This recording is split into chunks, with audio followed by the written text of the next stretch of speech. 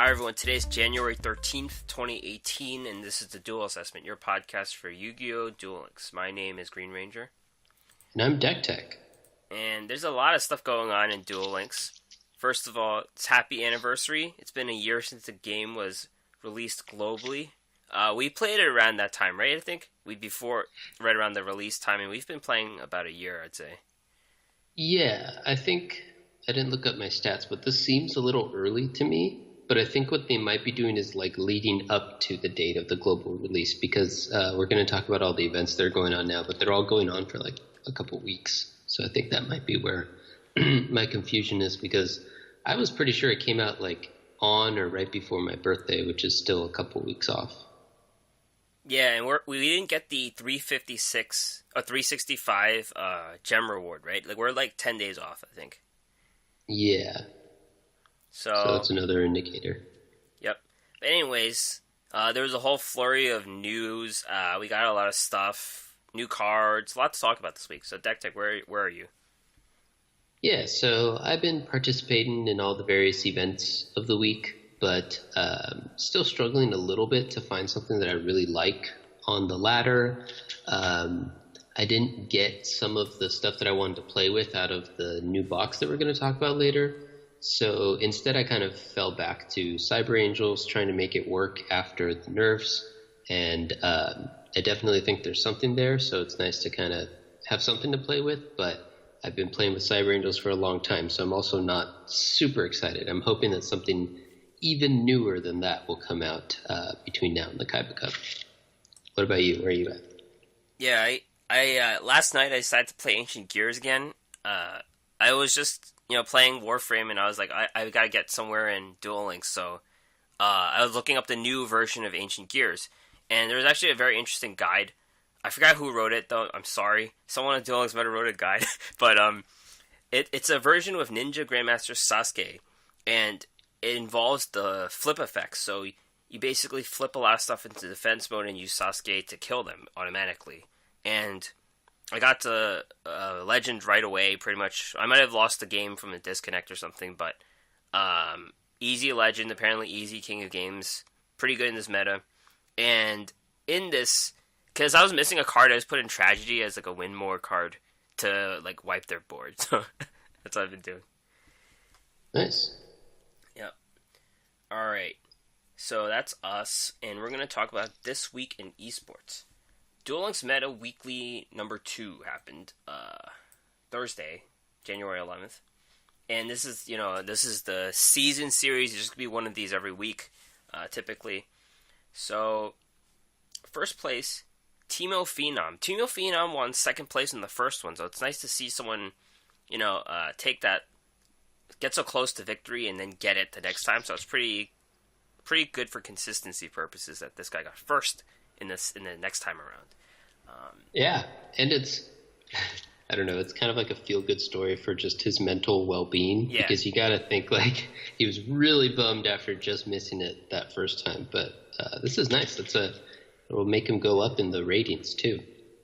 Yeah, sometimes there's like a joke about being third is better than being second. Well, in this case, you get more money and more points for being second, but sometimes it feels a little better to be third than second. Yeah. It wasn't like right there in your grasp, and now you don't have to live with it. But he's back, and he got first, so it kind of doesn't matter. His deck was the new look Ancient Gears, and when I say new look Ancient Gears, there's an 8 monster core of 2 golems, 3 knights, no soldiers, and 3 electros, and then you just mix and match everything else. But his version is the one with Heavy Knight of Flame. That's a tech card. I use Sasuke instead. That's his tech card. And the main inclusion is the trap card Disappear as a 1-of. And Disappear basically just banishes a monster from your opponent's graveyard for 1 turn. Yeah, it's a really low impact card, so it's a little bit surprising. But there's also a lot of specific cards that specifically use the graveyard as fuel or as targets for stuff. I don't know how it would work with if it's part of the cost, though. I think that's too slow to stop it, like from being a ritual summon. But it does, I mean, it would work with like Red Eyes or something. I think it does if work you for target it. the ritual summon, right? Or like you're talking about machine absolute angel ritual, right? Yeah, that's what I'm talking about. I haven't. No one's used it against me, so I don't know. So I'm just kind of theorizing here. I assume like there's the new card Soul Release, which we'll talk about, and that does a better version, but it's a lot slower than a trap card. So I assume it would work. Like you would just put the toggle on, I think, and that's how you get it off.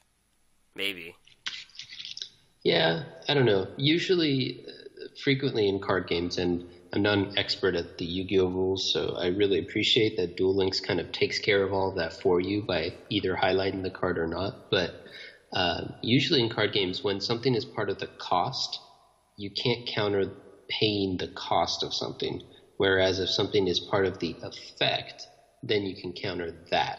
So the way that Machine Angel or Absolute looks and feels is that the cost is the 2 monsters, just like any other ritual, or whatever number of monsters, just like any other ritual summon, except the monsters are coming out of your hand, field, and graveyard.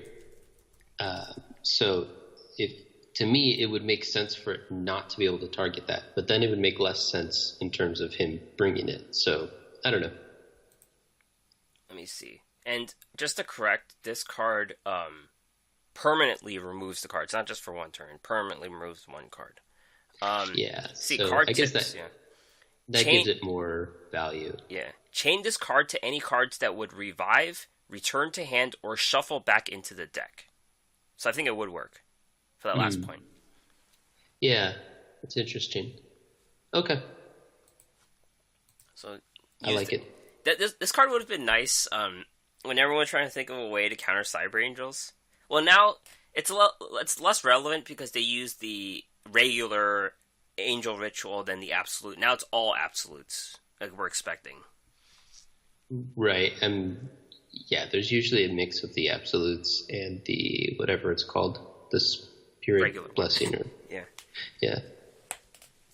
Anyways. But yeah, I mean, Disappear it's been in the game for a while, so if we needed it, it would have been there. Yeah, no one thought about it. Yeah, he was just kind of the first one that we've seen that's actually using it. Yeah, that's good. Second place, Woo Lad TV. This is a regular Saphira Cyber Angels deck. There's nothing really exciting about it, but the skill is Dual Standby. And what's your opinion on Dual Standby for Cyber Angels? Well, I didn't love it. We were talking about this between ourselves, and it pretty much guarantees that you lose to Sprite, which I'm not sure if it's still banned in this tournament. I think it's banned in like every tournament. Yeah, so I mean that would kind of make it better, but on the ladder it'd be a terrible decision because if you're going first, you can't attack on the first turn, so you can't win on the first turn, and then they get to win on their turn. If you're going second, then they get to win on their first turn because you're giving, they get all those extra cards, and they're almost guaranteed to win. So I would not take that skill on the ladder. In terms of like playing in a more limited setting like a tournament, I could see it maybe having some value if Sprite is banned, but I still don't like it as much as the other skills, Restart or Mind Scan even. Maybe after those skills are nerfed, then I would look into Dual Standby, but I'm really not impressed with giving your opponent more opportunities to counter your plays and just pretty much a green light to just kill you on the first turn if they happen to also be running a Dual Standby deck. Yep. Third place, Shiny Sophion. This is old school Red Eye Zombie, not the Storm version. It's a very old version, actually. Tie That Binds is the skill, so it's not Zombie World, which makes sense because you're not running Storm. There is a Red Eyes Wyvern as well, and that kind of makes me think that the resurrection effects of Red Eye Zombie is more important now, or it's less countered, that you would include the Wyvern. Till we enter the Disappear meta. That's true. That would just end. Then it's game over. Yeah. And another card, Super Rush Headlong, 3 copies here. This is a card that still pretty good. It never really was bad, but it seems even better now. And the decks I run have Super Rush Headlong as well, so pretty good card right now. Yeah, I mean, it's just one of the best removal cards in the game. It kind of has been since it's released. I think since it's just a combat trick, it doesn't get as much hate as other cards that it's about in the same power range as. So I don't like it just as much as I don't like Econ and Mirror Wall, but it never really got all the hate that those ones got. So good for it, I guess. It's still a card that I get the rules wrong sometimes. I don't know about you, but sometimes they would do something and I wouldn't kill them and I would take damage. That has happened before. I don't know. Yeah. I don't play with it much, and it's not as relevant to me because I've been playing Cyber Angels, so a lot of like combat kind of gets avoided.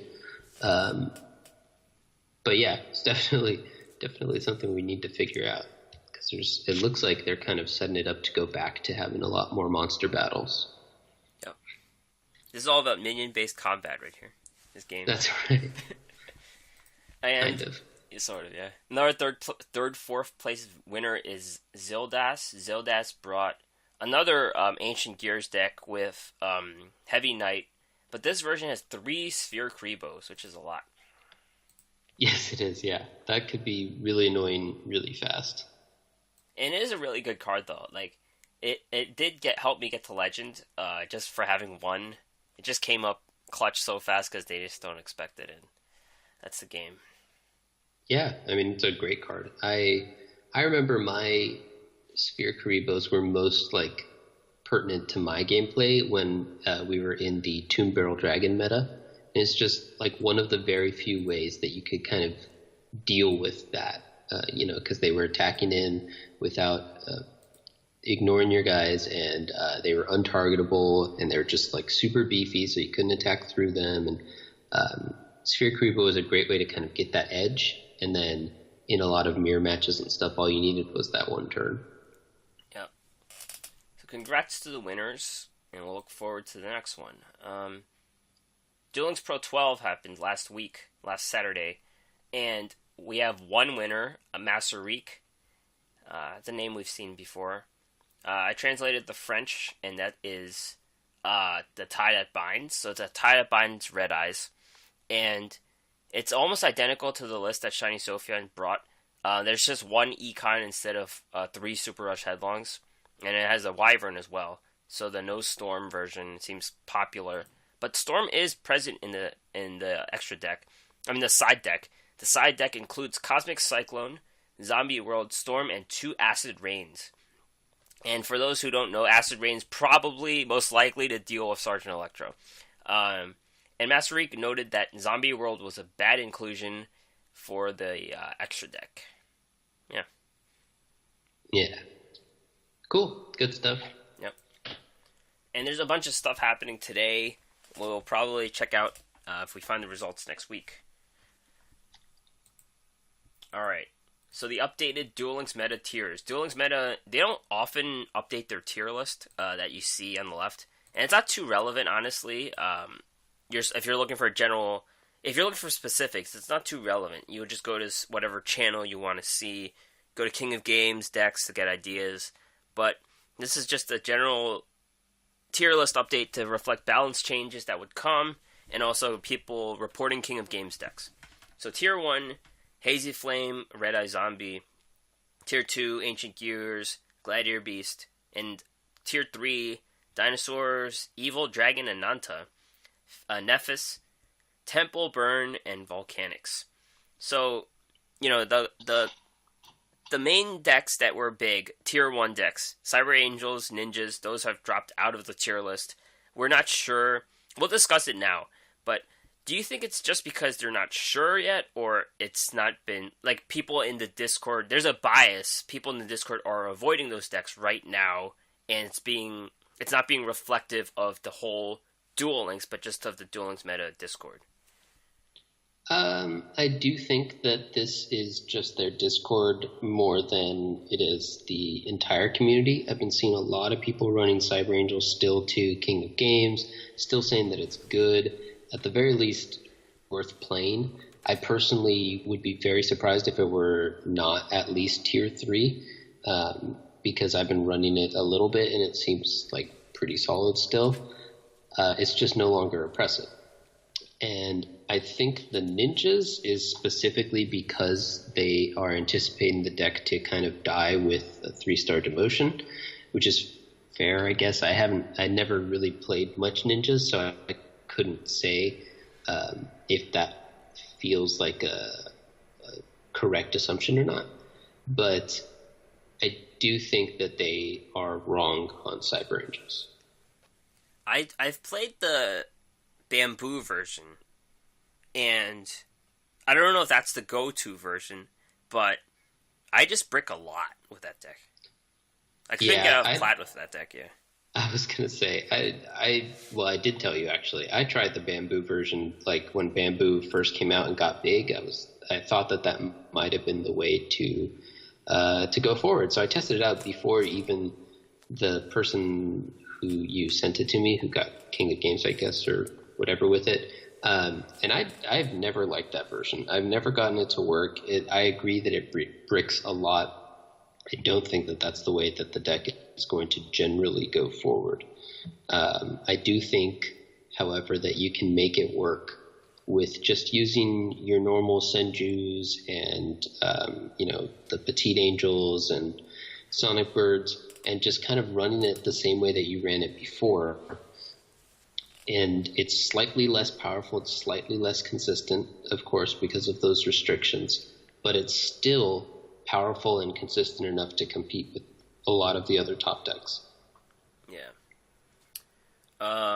Other inclusions, the Woodland Sprite Burn deck. I think that's more because, well, everyone hates it, that's one thing, and we don't know when the nerf is coming to it. Konami said they have their eye on it, and we don't know if there's going to be a change to it. Honestly, it seems like they'll have to, just because it does limit what cards they release into the game. The bamboos, at least. Mm-hmm. Yeah, I mean, it's also a question of what the purpose of the tier list is, right? So if they're talking about tournament tiers, then Bamboo Sprite it can't be on the list because they're always banning it from their tournaments. If the purpose is to predict the meta, then they might be right, because I personally think the deck is it's strong enough to be annoying, but it's not strong enough to be one of the top competitive decks, and it might not even be tier 3. I'm not sure. I think it would probably be tier 3 if I were trying to predict the meta in that sense. If you're trying to shape the meta, and it's like more aspirational, and these are the decks you want people to start using on the ladder and stuff, then I could kind of see them not wanting to face it, so they don't want to even mention it because they don't like it. So there's this phenomena that happens where when you report on something like the metagame, it also helps shape the metagame. Yeah. We see that a lot in Hearthstone. And so there's kind of a little bit of an ambiguity as to how these tiers are made up and, what the purpose of the tier list is. And so those are kind of things to consider when you're looking at these tiers and trying to assess what deck you want to bring, or, it also, of course, depends the meta, because these are kind of one snapshot, one opinion, at least a group opinion, but it also depends on, like I said, if you're going to a tournament versus if you're playing PvP. So, of course, this is just one piece of the puzzle of what you want to consider in terms of what you're bringing to any play mode. Yeah, an example of that is Evil Dragon and Nanta being a tier 3 deck. It's not a card you see a ton in the ladder, but it is a card we saw in their tournaments recently doing well. So that might be the reason why that deck is there. Yeah, that's a good point. That's definitely one of those decks that would not be something you would see on the ladder a lot. I've never faced it ever. So the it being in there kind of indicates, like you said, some of where they're getting their information. They're probably basing it a lot on what has been performing in their tournaments and whatnot. And so, again, that kind of helps explain why Sprite Burn's not there, because it's not allowed to be part of their tournament, so they have no data points on it. Right. And also the Weevil Burn, the classic Amazonis Lava Golem Massive Morph deck. That wasn't hit by the nerfs at all, I think. None of those cards. No. I think one thing is that one of the decks it kind of targeted was Cyber Angels, but I don't know, it seems to target Ancient Gears similarly, not quite as well. I don't know, maybe it just doesn't have the matchups that it used to have. Yeah, it's also possible that everyone shifted to the Temple Burn deck as a better version, maybe. Yeah, perhaps. Yeah. So that's the tier list. Yeah, that's all I have to say about it. Zane roams the GX world. So Zane is the new duelist tier. A very edgy guy. It kind of doesn't make sense why I'm calling him edgy. Like, if you're just looking at this thing right now in the game. But in the anime, he goes to, like, underground... It's like a fight club for dueling or something. And then he puts his life up... He like, hurts himself in the duel. And then eventually he has, like, a heart condition. So, because he puts too much stress on himself from dueling. So his heart failed, and he was resurrected in Season 4 for some reason. Unexplained. That's as edgy as it gets. Well, I mean, a couple points. One, I do think that he, like, looks like an edgy guy. No, he looks like an anime guy. Like, Jaden doesn't look like an anime character, but he has, like, the look of an anime guy. Yeah. Yeah. He and like kind of like a badass kind of anime guy. He looks similar to Kaiba in that sense. They both have the trench coats. They both have a lot of sharp edges to their appearance. And so that's what I was saying. He's very literally edgy in that sense as well, where there's lots of points to him. He also, one thing to note that someone I think on Reddit pointed out was that when he loses, when you beat him, he kind of clutches his heart. Yeah, that makes sense. Ish. I mean, it's kind of more like he clutches his breast, which is anatomically incorrect, but, close enough. He clutches his heart. And so that's an interesting little tie-in to that bit of story that I didn't actually know. And the card Power Bond that you see, that's a huge plot point in the show. Because his brother, he gives his brother that card. And his brother just doesn't use it for 2 seasons because he's afraid of it. He's afraid of using Power Bond. Yep, there it is. So, farming methods. You've been using Serb, right? How's that work? Yeah, I've been using Serb. It works okay. I think I've heard that your version is perhaps a little bit better, but I had Serb already built, so I did it. Just like any other Serb deck, what you do is you use Drossen's Light, which I have with Crowler. I think it came with him. I think everyone has it. And that means when you take 1,500 more damage, you get to make your next draw a light monster, and the only monsters in your deck are Serb and Vassal. So you can you draw Serb, and then you play a bunch of spells, a lot of which draw you cards because of the bamboo engine, and then that gets you to the bottom of the deck before he does, and at the end you could just use the bamboo cards to make your Vassal unblockable. I like to still use the Secret Pass just to make sure I have something. And then, use Union Attack and finish him up. With the special bonus that's going on now, you always get 8k. When it succeeds, every once in a while, you still get OTK'd and fail, but for the most part, it mostly works. And you run 3 enemy controllers to try to protect against those OTKs. Nice. Yeah, the OTK is Cyber Twin Dragon, I believe, the fusion that hits you twice for 2,800 each. And Zane has many fusion cards, including Power Bond. Power Bond on Chimera Overtech is game over as well. Yeah, and then one other just general issue is that you have to take 1,500 to find Serb. So he has a couple dinky guys that have like 1,000 attack, and they can mess up your math if he attacks with that on the first turn and then summons something bigger on the second turn. So it's, I don't know, maybe like a 70% success rate or something. It's good enough that I didn't feel like changing it and trying to build the Dark Paladin or anything. But if you have the stuff for the alternative methods, then you might want to go with one of those. So what do you want to tell us about it? Yeah, Dark Paladin. It's kind of the same deck I've always used to farm Alexis, and then I just keep making changes. I used it for Bones, it works, and the change I made here is just adding a spell removal. So basically, you load your deck with Dark Paladin is Buster Blader plus Dark Magician. So you have extra Dark Magicians. You have one Buster Blader, and then you have the Emblem. The Emblem works as a tutor, so it helps you draw cards, basically. Then you run a bunch of fusion substitutes. 2 King of the Swamp. King of the Swamp is really good because it acts as a polymerization tutor. You sacrifice him to get a polymerization, or it could be a fusion substitute. So basically, you try to get your Dark Paladin out on the board and negate not every spell he uses, the spells that would do you in. So all the fusion spells, Luminous Spark would work as well. There's also a removal spell, a quick play, I forget what it's called, but you would just take care of those cards. The tech I used is Typhoon. Sometimes Typhoon works well just because you can quick play it from your hand and get rid of his field, which would destroy your Dark Paladin. So 8,800 at its max. Sometimes you have to ditch Union Attack. Like, sometimes your hand just has Union Attack and he's going to fuse, so you have to ditch one. So you would go for the 5,000 damage instead of 10,000.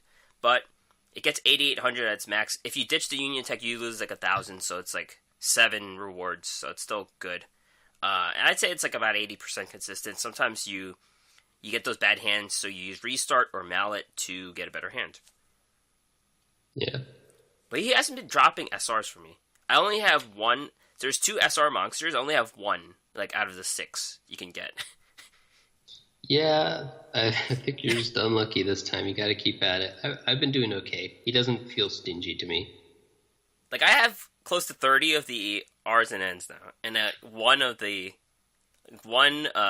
don't have Zwei. I think I have 0 Zweis and I have 1 of the other one. I don't even know what it's called. Yeah, I don't. So we talked about his rewards when they were first like data mined, and basically concluded that they weren't going to be immediately impactful on the game. They didn't really look to be meta type stuff, and I'm kind of still of the same mind. So I haven't really been paying attention to what he's dropping because I kind of don't care at this point. They don't look like they're too impressive, and maybe they will be. As per usual, we always recommend that people farm as though you want all the cards because they might become more relevant later if we get more Cyber Dragon cards or something. Yeah. But I wasn't yet seeing anything to be hyped about, so I'm kind of just going about doing my farming. I'm an old yeoman farmer. I saw a Chimera Tech Overdragon deck on Reddit like the first day, I think, and that was pretty cool. But I guess it's just cool right now, and you definitely want the pieces down the line if he's a playable character, stuff like that. Yeah, definitely. If he ends up becoming playable, they're going to bring some other stuff with him to kind of augment what they have here. So, might be something down the line. Yep. And they're a really strong archetype once you have all the cards, and that's always the limit in Duel Links. You don't have all the cards. Yeah. Phase 1 of announced nerfs went live. So these January 8th. So these are the card limits. Limit to Cyber Angel Dakini and Machine Angel Ritual. They're both 7 limited to 2 in a deck. So 2 combined. They also mentioned they were looking into the Bamboo Sprite deck. Nothing has been done, but it's good they acknowledged that, at least just to allay some concerns from the community. Yeah, I'm not surprised that nothing was done, just because the way that they like to make changes is they prefer to give you a big lead-up time. I forget exactly when we first heard about these, but it was like a month ago that they were planning to change Dakini and Machine Angel Ritual. So I think if Sprite continues to be something they don't like for whatever reason. We've talked about, it could just be because it's unfun. It could be because they think it's too strong. It could be any of those things. Then they probably still have time to do something about it before the Kaiba Cup, which is basically what you would care about. So I wouldn't freak out too much about it yet. But for them to do something in whatever it was, 1 week's worth of time would not, I don't think, have made much sense. Yeah. Why don't you take this part on? I'm having trouble talking right now. We're losing a co-host. All right, so we've got a 1 year anniversary, as we mentioned kind of in the intro, of the game going live across the world. So in celebration of that, we have a whole bunch of little events and giveaways and stuff going on. When I logged onto my phone after it all went live, it took like a long amount of time to just get to the game because of all the announcements that kept popping up. Those announcements include login bonuses. You get UR and SR daily login bonuses. You get for each of, I think, about 2 weeks worth of days. You get 1,500 gems upon your first login during the login period. And all of that adds up, of course. The next thing is you can defeat strings to get a copy of Slifer, the sky, whatever, red the executive Egyptian producer. God. What? Yeah, that's a thing. That's what he's called. Slifer, the executive producer. Okay. Yeah. Oh yeah, I do want to note that there was a bug that hit a lot of people, including myself, where you defeated him the first time and then the game stopped and you had to fight him again to get Slifer. Yeah, I know. I noticed that. They have fixed it, so if you haven't gotten in there yet, you should to, of course, take advantage of all these login bonuses and stuff. And it's also safe to defeat strings. He's only the level 20 version, is what I faced, so he's really easy. I just auto-dueled him with my whatever deck and got myself a free Slifer, which is nice.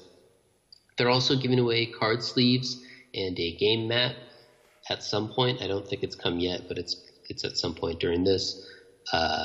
They are extending the GX giveaways, which amounted to a whole bunch of gems. I think it said like 10,100 or something total.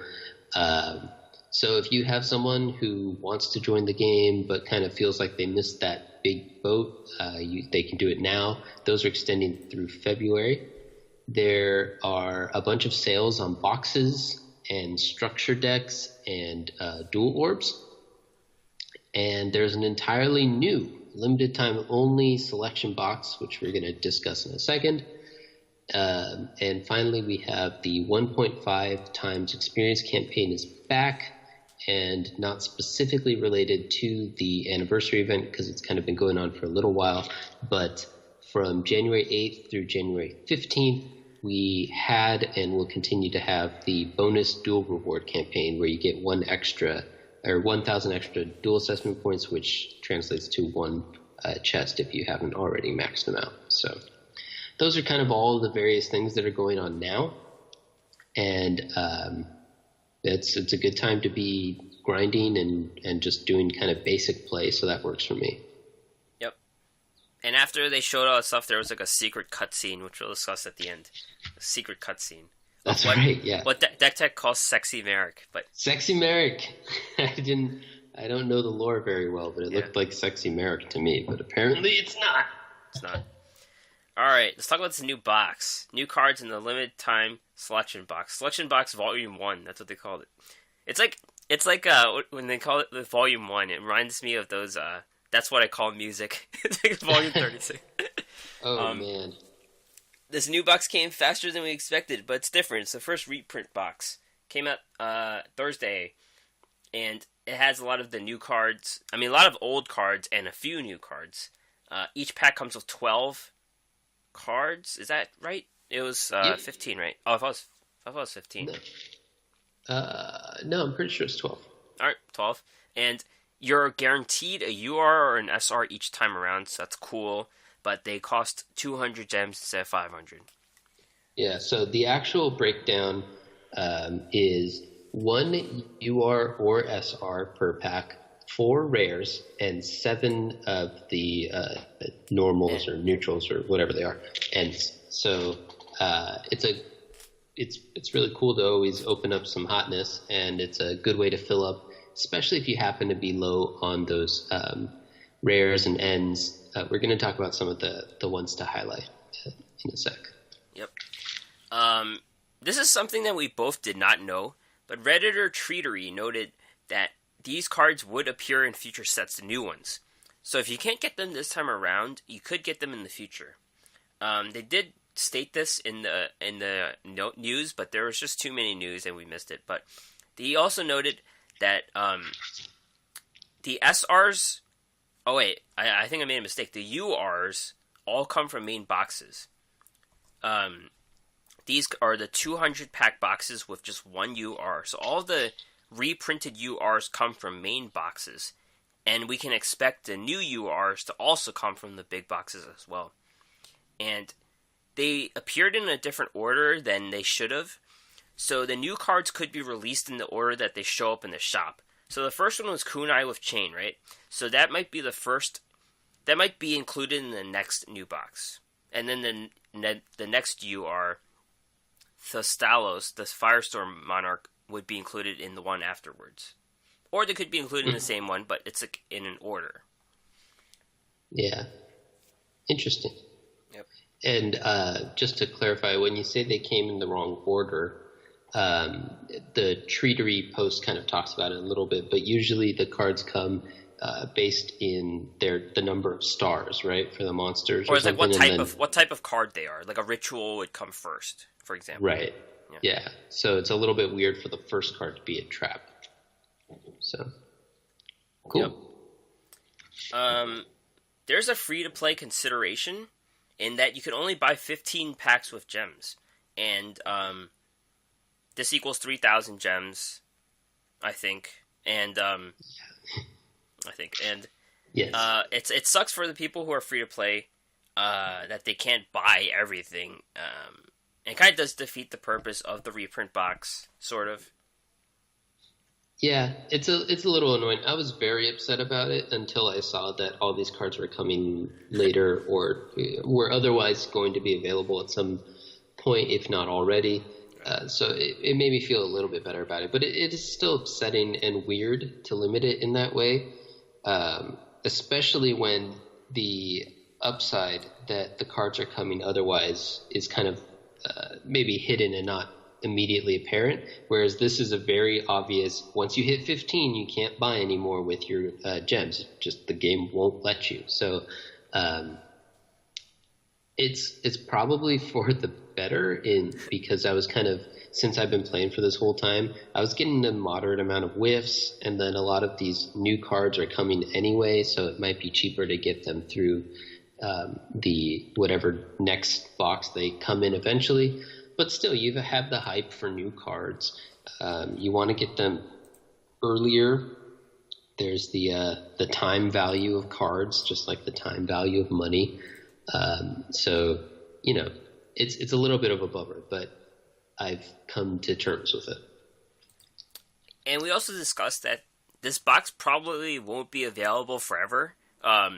After the sale time ends, you won't be able to buy this box, right? From what we could tell.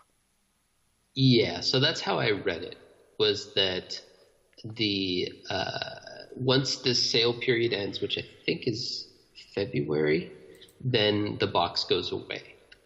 But it does say Volume 1. It says there's no plans currently to bring back this box, but since it's Volume 1, they're probably going to do selection boxes, every year, every 6 months or something like that, with a similar idea. It also said if they bring back exactly this box, it will not save your progress like a normal box does. Oh. So there's that to keep in mind as well. Yeah, I was in the middle. I still didn't buy every 15 pack because I don't have a ton of gems. So I might have to buy it all and just be poor for the next mini box. I don't know. I don't know what the right move is. Yeah, I don't know either. I bought my 15. There was pretty much never any doubt in my mind that I would buy all 15. But it ended up being just okay. I got a good amount of cards that I already had playsets of, and so those were of course useless. And I didn't get all the URs that I wanted, or specifically I had kind of two in mind of the new cards anyway, URs or SRs. So it's a little bit disappointing, but it's okay. I'm a big boy. I can wait until they come. Yep. Let's talk about the new cards. Kunai with Chain, UR. Trap card, activate one or both of these effects simultaneously. When an opponent's monster declares an attack, target the attacking monster, change it to defense mode. And you can target one phase of monster you control, equip this card to it, it gains 500 attack. So this is better than Security Orb, we can tell, but seems worse than Econ, just because you can't steal a monster, and that's really impactful in this game. Yeah. You know, the 500 attack isn't nothing, though. It's useful in like mirror matches where you're trying to get over the same attack, 2400 attack guy, and your guy's better than him. Yeah, for sure. I mean, it's a decent combat trick. It might see some play. This is one of the ones I ended up opening. It's not as impactful as like, you know, a mirror wall or Econ, like you said, but it might see some play in some of the back row. It's such an anime card, though. In addition to it actually having been like on the anime and kind of famously so, the fact that these two effects are kind of just cobbled together feels so much like the show, where it's like, you forgot about my card's second effect, and then it just does this other thing that changes the course of the battle and gives you that turnaround moment to win the duel at the last second, like they always do. So good stuff. No, Joey always wins with like an RNG though. This is like a setup. Like this is where he gains an edge, and then they play their boss monster, and he kills whatever has this card, and then he RNGs them to the victory. Yeah. Okay. Yeah. This is the setup, I guess. Yeah. Thestalos, the Firestorm Monarch, 2400, 1000, 6 stars. If this card is tribute summoned, discard one random card from your opponent's hand. If it was a monster card, inflict damage to your opponent equal to its original level times 100. So this is kind of like a burn card. It does 2400. It has 2400 attack, and it forces an opponent discard. But the thing is, like, there's a chance that they are holding a big monster, but in Duel Links it's a smaller chance, and there's a chance that it's just a trap card or a magic card. And if you're running a burn deck, you wouldn't really run a card that situationally burns. You would run a card that always burns, right? I think. Yeah, I don't think this is... this card's two effects don't work very well together, I would say. They're both pretty strong effects, but for like different reasons. I like the discard more than the burn. I mean, we do only have 4,000 life points in this game, so it could just be that, you know, that burn is actually a lot more impactful in this version of the game than in, of course, the physical TCG. So it could just be like gravy and just a really good bonus effect. If you're playing against like a burn deck, then you usually kind of play all your cards pretty quickly anyway to try to empty your hand from Revolver Revolution or whatever, Reconstructor Revolution, whatever it is, to avoid that. So I don't think this goes into burn decks. I think this goes into like normal tempo value type play stuff, and then the burn is just an extra effect to kind of put it over the edge. Yeah. Dark Road Dealings, magic card, normal magic card. Each player draws one card, then each player discards one card. So I'll let you explain this card. You like this card a lot.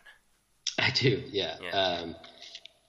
I don't know exactly what you wanted me to explain, but this is really good for combo decks where you are trying to cycle through your deck as quickly as possible. It's really good, of course, for the Dark World decks because they have those bonuses when things are discarded, and it is also really good for cards that have some sort of effect, either when they go to your graveyard, like the bamboo, the cursed bamboo, again, great for the combo, or when they have some sort of effect or benefit of them being in your graveyard, like Bacon Saver, or if you're going to resurrect something, you want to put it into your graveyard first.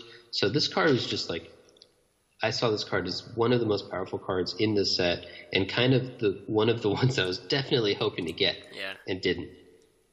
Yeah, This is a really good res card, because you could just, not only the setup for Bacon Saver and Red Eye Zombie, but you could discard Gozuki.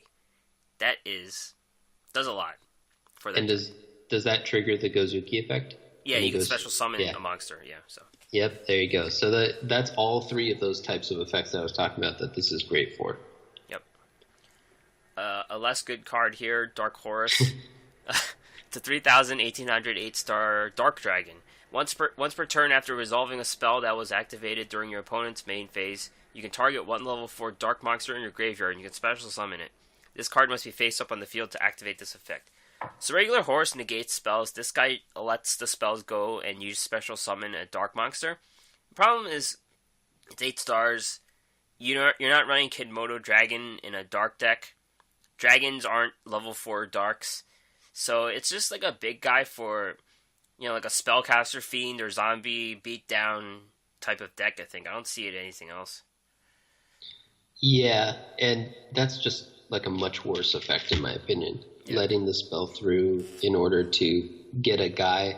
The guy is probably going to be less impactful than any spell that they would want to be casting at this point, or else they wouldn't cast it and give you the guy. So that just seems bad. When you get regular Horus out, he definitely has some weaknesses. It's not a tier 1 deck, but when you get him out, there's a chance that you just lock your opponent out of the game and you just win at that point. And this guy does not really have that chance. I don't see this card getting much play at all. Nope. Now we move on to the SRs, which there are 2 of in the box. Soul Release. This is actually one of the first cards I ever got, like in the trading card game, and I just didn't know how to use it because there was no. Just to quickly correct, there's more than 2 SRs. There's a couple new ones here as well. Oh no, I'm saying there's 2 copies.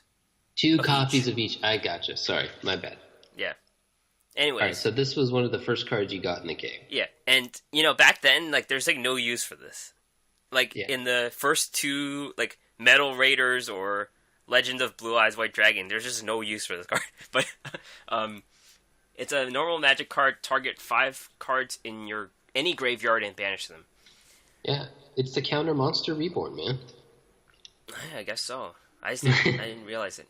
I didn't have Monster Reborn back then. Oh, I did. My deck was OP. I didn't buy the structure decks, so I just bought booster packs. That's why. Yeah.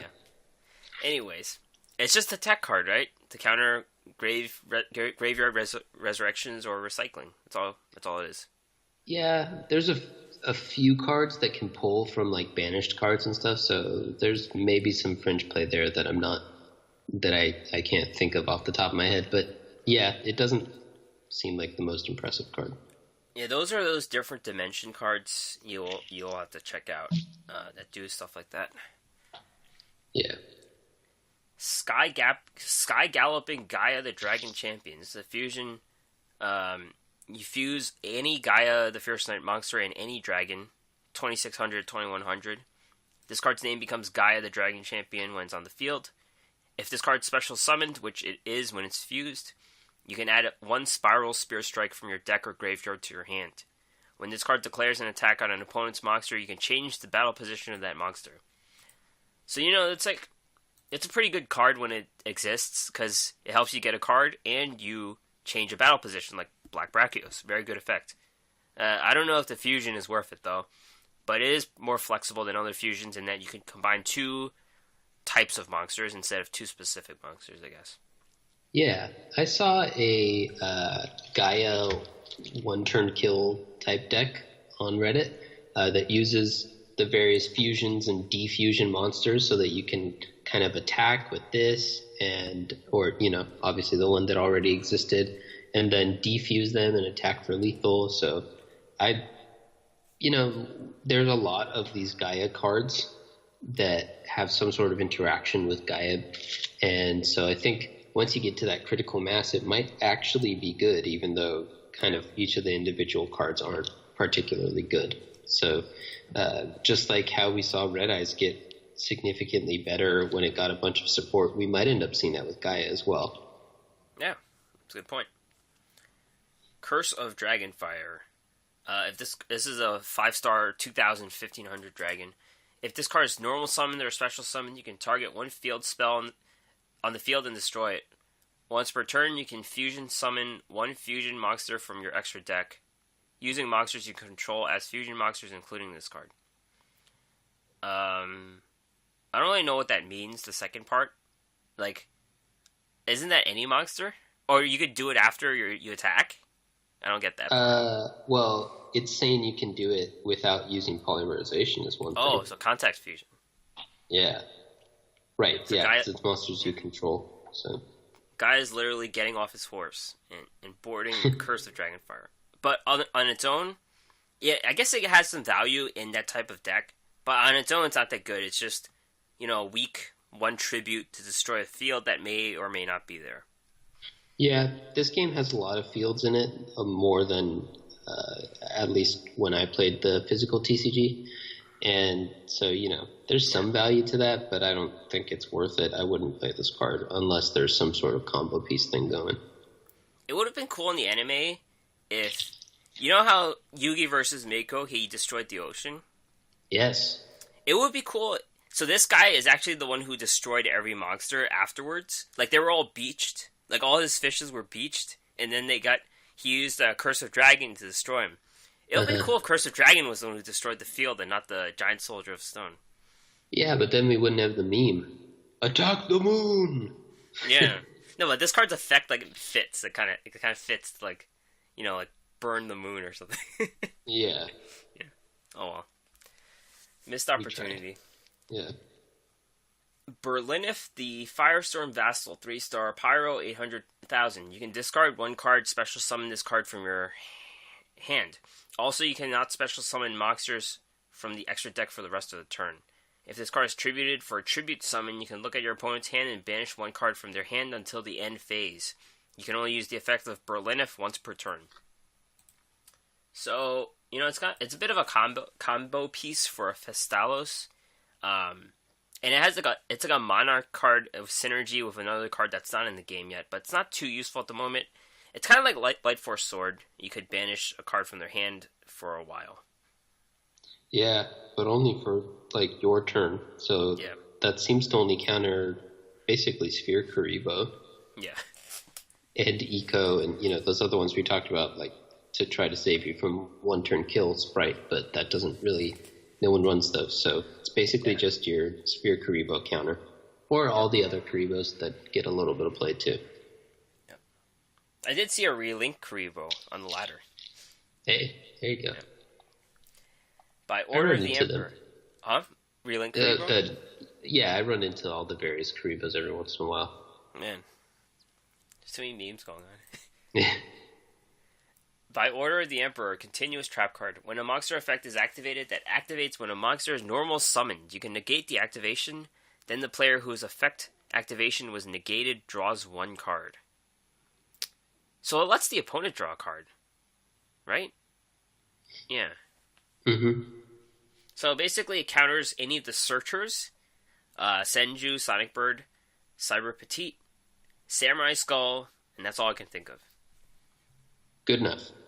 Yep. Yeah, it's interesting. I don't think it's worth a slot unless because we already have some very impactful searchers. Those ones you just mentioned, Senju, Petite, Sonic Bird, are kind of really powerful, and so I wouldn't play this now to counter those. I mean, obviously Cyber Angels took a hit, so those 3 are less common anyway, but it's hard to imagine a world coming up where you would actually play this, given that we already have such powerful cards that aren't really worth countering. Right. In this way, at least. Yeah. Gigantic Cephalotus, 1850, 700 plant. This card gains 200 attack each time a plant monster is sent from the field to the graveyard. So whenever a plant beatdown becomes a thing, this is going to be there. That's all I can say about this card. Yeah, 4-star 1850 is already solid, even though we get continual power creep, and it gets a bonus every time one of its buddy dies. That's just powerful right there. That's a beat stick. Yep, and it's sent to the graveyard, so it's like they could be tribute summoned. Yeah, or just discarded. Discarded. Stuff. Yeah. Yep. Pretty good. Double Cyclone, quick play spell. Target one spell trap you control and target one spell trap your opponent controls and destroy them. This is a very good card. It synergizes with these cards in Duel Links. Relinquished, Destiny Hero Plasma, Wild Tornado, Smoke Grenade, Big Bang Shot, Supervise, Gemini Booster, Machine of Peacekeeper, and Good Goblin Housekeeping.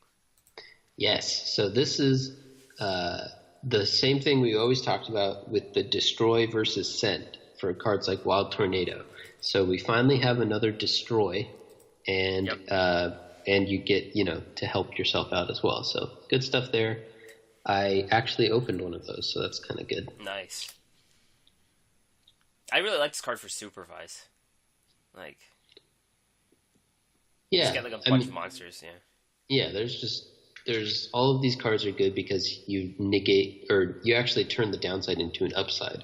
So that's nice. Supervise is a great one. It's also nice that you get to just the powerful effect of destroying one card that your opponent has, regardless if it's a spell or trap, regardless if it's face up or face down. Right. So it's just a solid kind of utility all-around card. Yep. You can also, since it's a quick play, you can also chain it to something that you're playing. Right. So even if you're not taking advantage of the downside, you're not actually feeling the downside either. It's just like nothing happens essentially to that extra card. Yep. Yeah, so you could basically use this on Red Eye's Spirit, for example. And that's what people do with Storm. They use it on a Red Eye Spirit as an extra ammunition for destroying one of their cards, basically. Finally, not that good card here. Different Dimension Master. 5 stars, 1700, 1500. Once per turn, you can discard one spell to special summon one of your removed from play monsters. So you got really bad stats, but it is banish support. It is something you could do with Dark Magician of Chaos, for example. Yeah. I mean, if this were a 4-star monster, it'd be really good, I think. Yeah.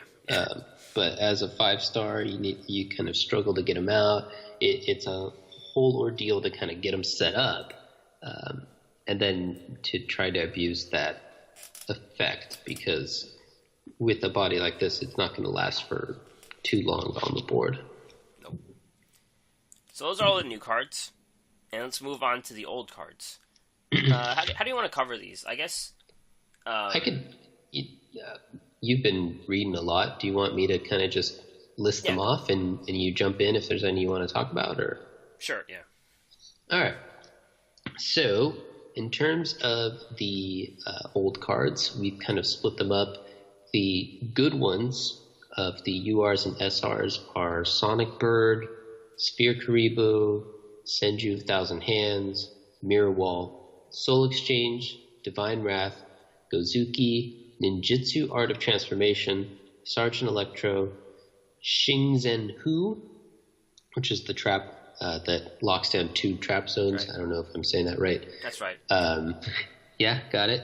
It's right. You're good. Yeah. And Red Eye Zombie, and Super Rush Headlong, and Ninja Grandmaster Sasuke. So these are all cards that you see fairly frequently. Some of them are kind of core-ish cards. Sphere Karibo, Mirror Wall have been around forever. Sergeant Electro sees a ton of play. We were just talking about Super Rush Headlong as well. And then some of them are kind of core in specific decks, like the Searchers that we were just talking about, Ninjutsu Art, if ninjas can kind of continue to be a thing.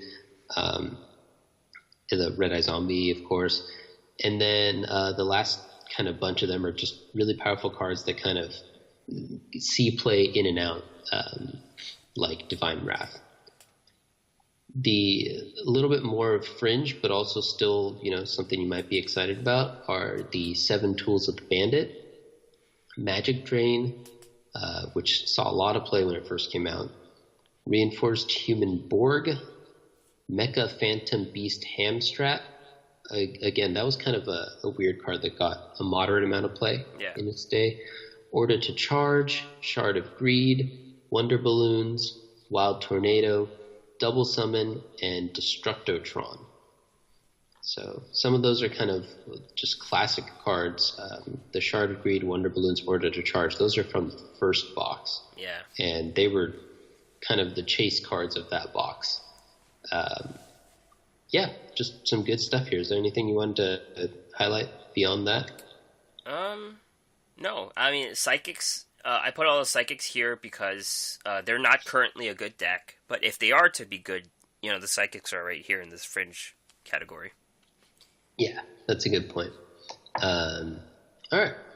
In terms of the useful R's and N's, there's kind of some good ones and some fringe ones and some you might use for farming. So some of the more powerful ones are Iron Blacksmith Potetsu, Beast Rising, Ultimate Providence, Enchanted Javelin, Cards of the Soul, Aegis of Gaia, and Skystar Ray. Some of the fringe cards maybe are Dream Clown, Crass Clown, Desert Sunlight, Attack the Moon, Watt Psychic Fighter, Security Orb, Dekoichi, the Enchanted Locomotive, Starboy, Magical Merchant, and Ninjutsu Art of Sealing. And then some of the cards that you usually see more frequently in farming decks are White Elephant's Gift, Unhappy Girl, Crystal Seer, Secret Passive Treasures, Piranha Army, Rai Mei, Pot of Benevolence, Gift of the Martyr, and Planet Pathfinder, with a couple of those, like Crystal Seer, Planet Pathfinder, and White Elephant's Gift, sometimes sneaking over into PvP decks as well. So there's lots of good stuff here. Obviously, if you've been kind of buying every box as they came out, you would have most or all of these, but that's the whole point of the reprint box, is to kind of help people catch up if they haven't been. So these are spread out from a bunch of the different boxes, and a lot of good stuff here. Yeah, an example is Crystal Seer. I didn't feel like buying, here it is again, I don't know what box it is. It's the Psychic box. Chaotic Compliance. I didn't feel like buying Chaotic Compliance, and I was just stuck with one Crystal Seer for a very long time. So that's a lesson. It's an R card, I just never drew it, and I was limited in farming. Now I have 3, but, at that time I didn't have gems, so... Yeah, exactly. Yep. So there's a lot of good stuff. We would recommend people to buy it, right? Even though it's not the most free-to-play friendly thing, it's a good thing to take advantage of, because we ourselves don't have 3 copies of the really good URs and SRs either. Some of them. Yeah, I mean, I think you just look at your collection and decide if it's worth it to buy through and try to grab some stuff like another Mirror Wall or another Sphere Karibo or another, whatever it is. And then chasing the new cards only might be a bad move, because since we know they're coming later, when you buy it later, you're also getting all the other new cards within that box. Whereas if you have all the reprints, then this would just be inefficient, I think. So I probably would not suggest it if you only want the new cards, unless you really want one now and you can't wait. We don't know when they're coming out, of course, that hasn't been announced, but it doesn't look like, except for maybe Dark World Dealings, aside from that, it doesn't look like any of these are kind of like need them now cards. So it's kind of a little bit of a judgment call, but for most players, it seems like it'd be a good idea to buy some of this. Man, I've seen decks online with 3 Dark World Dealings already, in the first day. It's how much money did you put in to get that? Yeah, I saw Decade posted something with it as well, and I'm like, well, all right, he does get a lot of donations and stuff. Right. Yu-Gi-Oh! GX and 5DS streaming on YouTube. Doesn't say exactly when the live streams are, but I think they're just up on YouTube for future viewing. I think that's what it means. Because, they had the marathon on Twitch and you can't watch that again. Yeah. So, I think so too. I mean, the announcement says streaming, which is why we put that in there, but it also then says that like they're available, and it said that there's 2 available at the same time, so I don't know if there's 2 official Yu-Gi-Oh channels.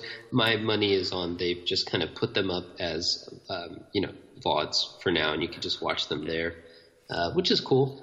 The streaming was a totally different aspect though, right? You enjoyed watching them while they were on Twitch because you got to interact with the, interact with the memes. Twitch chat was so good. And actually, just from watching that, I think GX... This is a hot take right here, and I'll explain it later. I think GX is better than the original series.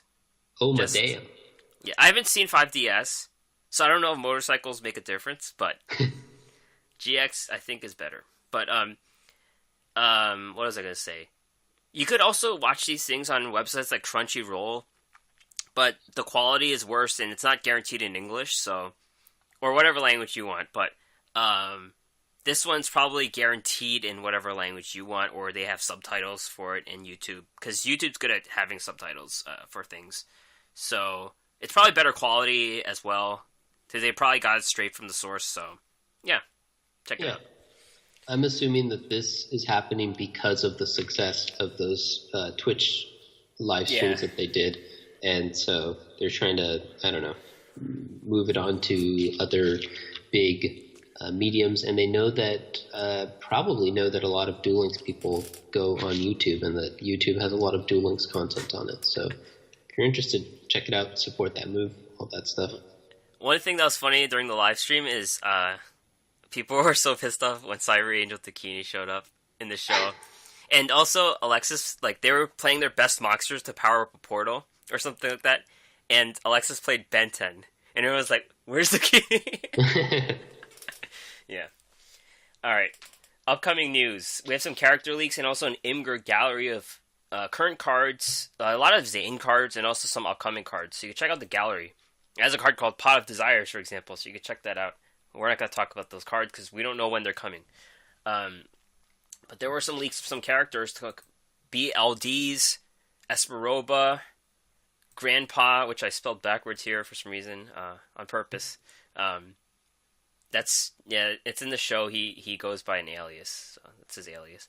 Merrick, regular Merrick, Jesse. do you know about that thing? It's like a season 5 thing, but he enters a tournament as Apnarg, and Joey duels him, but he doesn't know that he's Grandpa the whole time because he wears a mask or something. And everyone else knows it's him, but except for Joey. Right. Yeah. I've seen the screenshots of it, but I didn't watch that episode. Yeah. Zane and Yubel. Yubel was revealed as in the cutscene at the end of the anniversary celebration, and it seems like she is coming to the game earlier than others if they're just showing that cutscene. Well, they showed Merrick in a cutscene too, so I don't know when he's coming. But Merrick and sexy Merrick. Merrick, sexy Merrick, yeah. Oh yeah, that's good. That's a good catch. But Yubel is a very polarizing character. Makes season 3 absolutely nuts. Makes the show what it is. It would have been pretty boring without this character. Jaden becomes reclusive because he fuses with Yubel. He gets like 2 different eye colors or something. So, yeah. Yep, that's weird. Never watched that show, but I probably should. Now that it's on the YouTube, I can check it out. Yeah. And one thing I like about GX is it applies more to the person, like a daily, you can relate to it more because they're in school, and you can all remember what's being in school like. In the original series, they go to school for no reason, like they're just playing games at school or something, and in GX, that's actually they're doing like homework, they're preparing for tests and stuff like that. It's more relatable, yeah. Well, there you go. Yep. And the last thing we're going to talk about is the Duel-a-Thon. It's coming back next week, but we don't think it's tied to any of the character events or acquisitions. It seems like a regular Duel-a-Thon, but then the Yubel thing happened, so we don't know if it's going to be mixed in with that. Maybe. Yeah, maybe. I just, you know, just some future news there. So we'll see when it comes out. Yep. And then there's like some stuff like Yu-Gi Moto coming to the gate. Chaz is coming in February. Yeah, stuff to expect down the line. So stuff, and also a new box. We can expect a new box in a few weeks, maybe. All right. It's a lot. There's a lot to expect. Yep. So that's gonna be it for today. You can find this podcast on the App Store, Google Play, Stitcher, and others. Oh yeah, this podcast should be showing up regularly. We had a hiccup. That's all been fixed, so thanks for bearing with us. Check out the podcast and more at our website, theduelassessment.wordpress.com. We have a YouTube channel as well. If you want to help support us and like what we're doing, patreon.com/duel_assessment. Email us at theduelassessment@gmail.com, or you can find us on Twitter, duel_assessment, me at Green Ranger HS, DeckTech at HS DeckTech. That's right. Thanks, guys. All right, see you.